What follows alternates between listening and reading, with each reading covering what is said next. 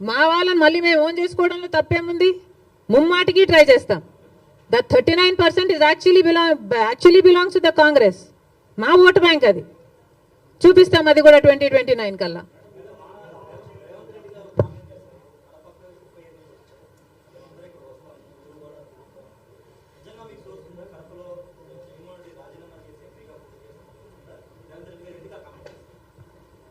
రేవంత్ అన్నకి మనస్ఫూర్తిగా కృతజ్ఞతలు. పెద్ద మనసు ఉంది కాబట్టే అంత పెద్ద మాట చెప్పగలిగారు. We are all honoured. నేనే కాదు, ఆంధ్ర రాష్ట్ర కాంగ్రెస్ పార్టీ అంతా కూడా రుణపడి ఉంది. జరిగినప్పుడు చూద్దాం.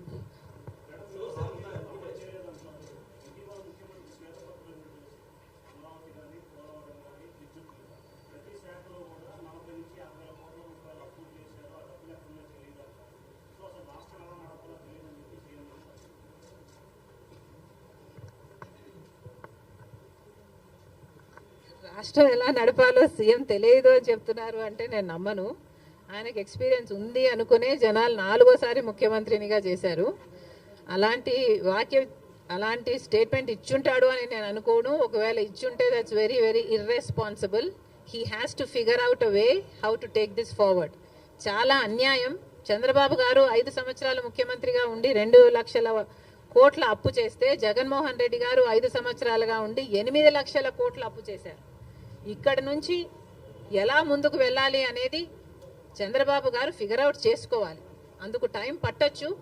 అందుకనే మేము ఇప్పటి నుంచి వీఆర్ నాట్ స్పెషల్ స్టేటస్ మీద, పోలవరం మీద, రాజధాని మీద మేము ఇప్పటి నుంచి ధర్నాలు కొట్లాట్లు చేయటం లేదు. ఎందుకంటే మాకు కూడా తెలుసు హీ నీడ్ సమ్ టైం. కానీ ఉచిత ప్రయాణం ఆడవాళ్ళ కోసం అన్నది అది వెంటనే చేయొచ్చు కదా అన్నదే నా పాయింట్. మహిళలకు మొన్న అమలాపురంలో ఒక ఆడబిడ్డ మీద అత్యాచారం జరిగింది, నంద్యాలలో జరిగింది. ఇలాంటివన్నీ ఆపటానికే, మహిళలకు కొంచెం సెక్యూరిటీ కలిగించడానికే సచ్ అన్ ఈజీ స్కీమ్ కదా.